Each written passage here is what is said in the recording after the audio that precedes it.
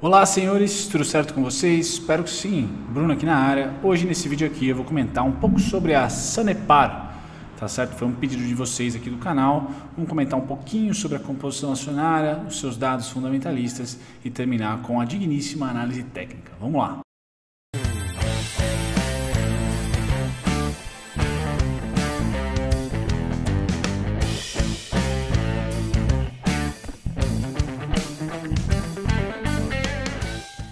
Pois bem, se você não conhece, a Sanepar é a grande responsável pela coleta e tratamento de água e esgoto do estado do Paraná, uma estatal. Então ela foi fundada em 63, listada em 2000, cerca de 7 mil empregados, isso de acordo com o levantamento feito em 2018, créditos para o site Fundamentei, tá certo? Curitiba, Paraná é a sede, tá? Atua no Paraná com 170 estações de tratamento de água, 1.019 postos e 234 estações de tratamento de esgoto, tá? Pois bem, o seu segmento de listagem, sua governança não é a melhor dos mundos, mas também não está mal, né? Nível 2 para ela, 100% de tag along para ordinária, para PN e para unit, tá? Eu vou falar hoje sobre as SAPR4 e SAPR11, essas duas aqui, tá certo? Foram as duas pedidas. O próprio estado do Paraná é o sócio majoritário e nós temos aqui uma empresa que não é nem um pouco alavancada, tá certo? Lucro líquido crescente e ápice recorde em 2019. Chamou muito atenção, tá? E como toda estatal que chama atenção pelos resultados, há um rumor para privatização. Então também pode ser um trade de privatização. O mercado financeiro adora privatizar. Então se você tem interesse em de repente especular na privatização, marco regulatório aí do saneamento básico, pode jogar a Sanepar no meio para 2022, né, que é o marco, ela pode vir a ser privatizada. Então, sempre bom comentar sobre isso, tá? Mas os números dela atual hoje, dia 30 de março de 2020, são redondinhos, tá certo? Composição acionária. Então, nós temos aqui dentre os ativos, tá? Ordinárias, ações ordinárias, o que nós temos aqui? XP, tá? Long Based. Nós temos também esse DFA aqui, investimentos, gringo, tá certo? Com bela posição, XP com 1,37%, Small Caps, o fundo de investimento com 1,43%, Morgan Stanley, Uruguai, aqui tem 2,80%, juntando um pouquinho de ordinária com preferencial para esses três, tá? E depois esse Utilico, ou Util Company Emerging Markets, mais um gringo aí, com 1,30%, também na ordinária e na preferencial. Então, estão sortidos aí nas duas classes de ações relevantes. Tá certo, galera? Então, vou trazer para vocês interesse aí de 4 instituições diferentes de investimento financeiras. Seus dados fundamentalistas, temos já 2019 computado por completo, tá? E super descontada, né? Hoje, 1,20 preço sobre valor patrimonial, então está quase aí valendo menos que o valor patrimonial, tá certo? 6,83 de PL. Temos também um belíssimo EV submetida abaixo, um dividend yield muito acima da nossa Selic atual. Então é uma empresa interessante para crescimento agora, tá certo? Se você quer tradear a possibilidade de privatização, quando privatiza, pelo menos no curto prazo, há sempre novos investimentos, tá certo? Foi assim com outras privatizações aqui no Brasil, então tende a ter crescimento. Você que é do Paraná pode comentar sobre os serviços prestados da Sanepar aqui nos comentários, mas os qualitativos são ótimos, né? 16,8%, 17,5%, ROI 16,8%, tá? Margem líquida e margem EBIT, sensacionais, né? 22% para líquida, 40,6% para operacional. Tá certo? Lucrativa no último lucrativa no último ano. De 2017 para cá, eu trago para vocês o histórico de dividendos, principalmente da Unit, tá? Que mais pessoas têm. Então, um bom equilíbrio, tá? Cerca de R$ 2,00, 1,60 por provento, tá? Aqui foi 1,67. Aqui está o histórico mais enxuto, tá? Da SAPR11, então R$ 1,57, 1,75 em 2019, depois 98 centavos.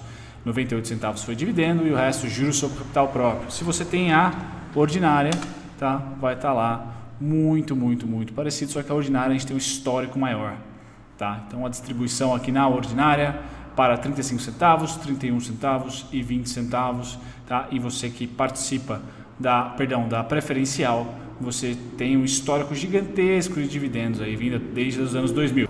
A Unity paga mais dividendos em valor nominal simplesmente porque a junção da ordinária com é uma cesta de ações, né? Por isso que ela até tem um valor mais avançado nominal, tá certo?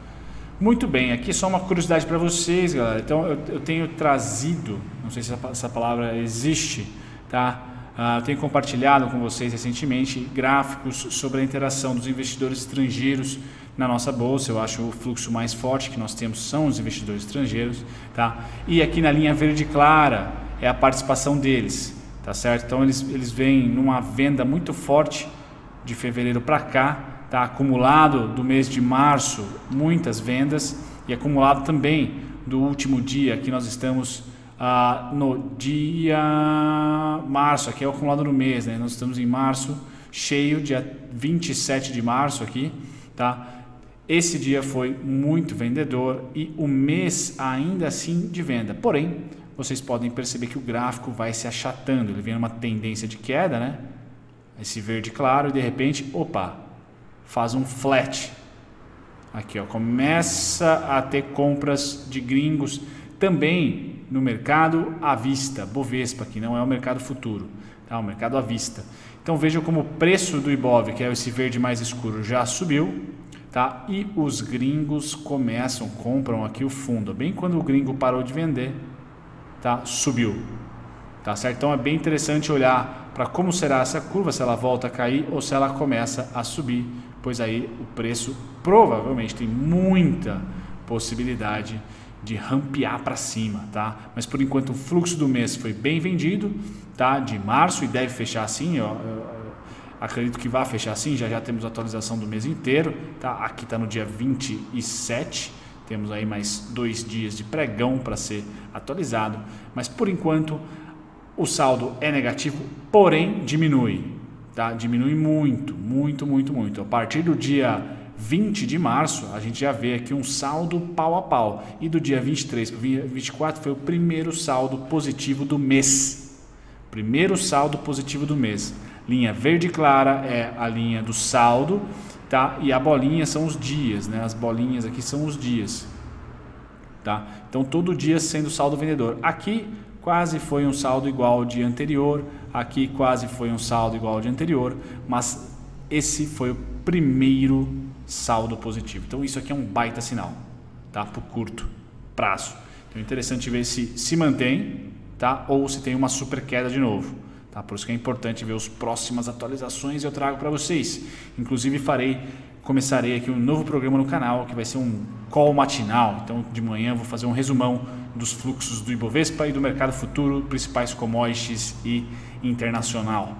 Muito bem, vamos lá começar a análise técnica pela SAPR4, tá? Que tem menos liquidez, mas o valor nominal é mais baixo. Acho que tem pessoas aqui com interesse. Pois bem, vamos lá. O que eu tenho para trazer para vocês? Bom, maior preço de equilíbrio de 2020, sem dúvida nenhuma, desde janeiro, é 6,33 a 6,54, tá? Então eu só vejo lá como parada para o preço em uma alta, tá certo? Então movimentos de alta, tá, tendem a parar aqui, é o preço de equilíbrio, tá certo? E o fluxo vendedor identificado em valor nominal no gráfico, tá, para mim é muito simples, tem essa magnitude aqui, ó. Tá, então é justamente ele. A gente pode pegar tanto esse preço aqui, trazer para cá, vamos trazer outro fluxo vendedor, este aqui, traz para cá,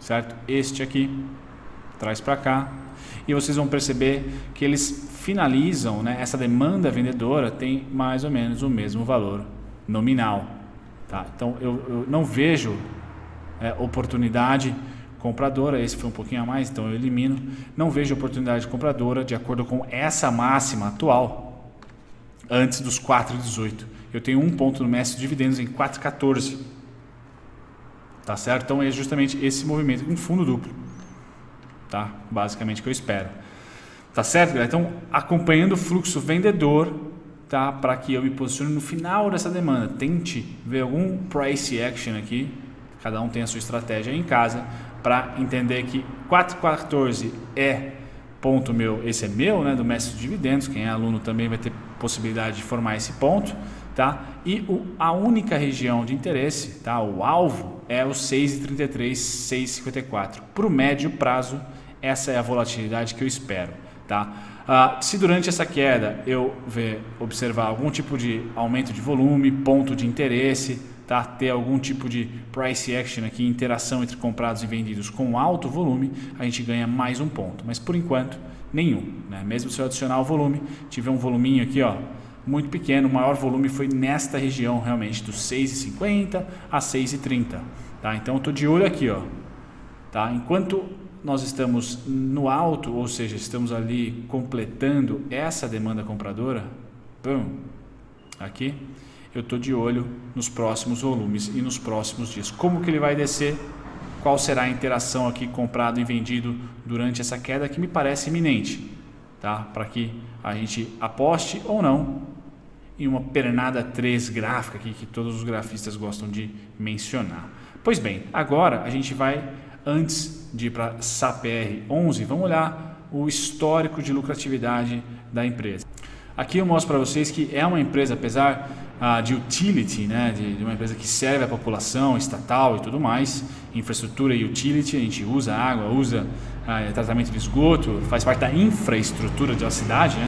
No caso aqui do estado do Paraná, mas a gente vê nos fundamentos uma empresa bem saudável, né? Então ela manteve aqui uma certa crescente nos seus lucros líquidos, isso é importantíssimo, tá? Importantíssimo, ela aumenta um pouco o custo e aumenta mais ainda mais a sua receita, tá? Então a sua margem é muito bacana, então, a saúde financeira da empresa está em dia, tá? Não está alavancada e tem uma curva positiva de lucratividade. Pois bem, se você investiu na SAPR há um ano atrás, há 11, tá? Você já está no 0 a 0. Então percebam aqui, você mesmo com a crise, se você comprou lá em março do ano passado, você está até aqui já entrando em território positivo, contra 22% negativo do Ibov. Para vocês verem que tem ações que se recuperam antes, tem ações que vão se recuperar depois. Essa aqui no caso, claramente se recuperando antes, tá certo? Já entrega aqui pelo menos uma rentabilidade anulada, tá? 0 a 0, meio a meio ali para quem investiu março do ano passado. Bom, análise técnica dela, que eu trago então, uma subida mais vertiginosa do que a SAPR 4, mais volume aqui, mais liquidez para ela, porém a mesmo tipo de análise de fluxo vendedor, tá? Que é justamente esse carinha aqui, tá? Caiu 7,24, se a gente for brincar aqui de Ctrl+C, Ctrl+V, a gente vai começar a caçar o mesmo fluxo, tá? O mesmo fluxo, 3 vezes, basicamente, então é ele que eu estou de olho. No caso aqui da SAPR, esse fluxo, a SAPR 11, né? Esse fluxo, ele se repetiu aqui, basicamente se repetiu acolá, e aí terminou, né, nessa região aqui, ó, dos 20,99. Esse cara agora, tá? Ele ultrapassa o fundo, tá? Este cara ultrapassa, esse aqui não, tá certo? A meiuca aqui, a gente vai perceber um fundo duplo, tá? Então eu espero, eu aguardo, tá? Algo em torno de R$20 novamente, um fundo duplo para ela. Então volatilidade à vista. Se não agora, conforme ela for se valorizando, eu vou trazendo essa demanda para o preço atual, para as máximas atuais. Sempre vou tentar me posicionar no final desse cara, no final do verde aqui, ó. Tá? É isso que me interessa. Por enquanto, o final do verde me sugere fundo duplo. Tá? Antes do fundo duplo, para quem gosta de especular ou para quem acha que não vamos vir para mais uma tendência de baixa ou mais uma pernada de baixa. Por quê? Lá no começo do vídeo, ou parte do começo, a gente viu que os gringos estão começando a comprar. Isso diluído em utilities também, ó, claro, né? Cada setor eles têm uma queridinha ou uma cesta de ações queridinhas, de empresas queridinhas. A Sanepar pode ser uma delas, pode ser um trade da privatização? Pode. Então, se você está positivo, está otimista com o mercado, ela pode simplesmente não completar essa queda de novo e fazer uma queda amena. E esse ameno, para mim, tem número, tá? Exatamente 23,56 a 22,2. Então, aqui, para quem está otimista com o corona, vai melhorar, a gente vai passar por essa mais rápido, ou simplesmente a ação vai performar bem, tá certo? Fluxo gringo entrando, coisas do gênero. para quem está acreditando em fluxo, em mais uma patada do urso, tá? A patada aqui tem mais ou menos essa dimensão, tá? E ela voltando faz aqui um fundo duplo, tá? Abaixo do fundo duplo está quem está pessimista ainda, ou mais pessimista com o mercado. Então quem tiver ainda mais pessimista com o mercado, pode ser que a patada do urso venha, faça uma cócega aqui, tá? E depois venha de novo. A próxima patada para mim só tem suporte, não é em 19, 18, 17, somente a partir de 16,22 a 5,19, tá aqui. Tá, então dessa maneira eu tento acompanhar o zigue-zague, tá, da empresa, da ação durante esse caos do mercado. Uma descida bem íngreme, mas tivemos compras, a gente percebe também volume, aqui um volume acima da média, então isso é legal de observar. Então a gente vinha aqui na queda, volume decrescente, de repente um sinal de alta e o volume já maior. Então isso para mim é interessante, tomar um risco aqui. Essa parte pode ser já precursora aí de um primeiro movimento de A, B, C, D ou pernada 3 na recuperação. Qual é a parada? 26,06 de baixo para cima é resistência e depois somente em 32,60 ou R$32 ali, tá certo? Onde é o preço de equilíbrio e resistência atual, certo? Então trago aqui para vocês as expectativas, tá? Quem está mais otimista, quem está mais pessimista. Momento agora para mim não tenho interesse, só a partir de 23,56, tá? E se eu estiver errado e simplesmente ela voar, tá certo? Mínimo R$32. Eu não tenho nenhuma parada entre os 26 até os 32. Não vejo ali nenhum tipo de resistência para que o preço realmente faça com que, se eu estiver posicionado, me desfaça das ações. Acho que 32 é a parada para essa PR11. Certo, galera? Fico por aqui. Fiquem atentos aí ao call matinal. Provavelmente não vai começar amanhã, mas na quarta-feira vocês vão ter, onde eu vou acompanhar os nossos futuros, como estão lá fora, nossas ADRs, né? Os futuros americanos, as commodities e o mercado europeu e asiático. Então vai ser um pool aí de informações para vocês irem digerindo e acompanharem aqui no YouTube, no Twitter, e eu vou tentar no Instagram, mas no YouTube e no Twitter com certeza. Tchau, tchau.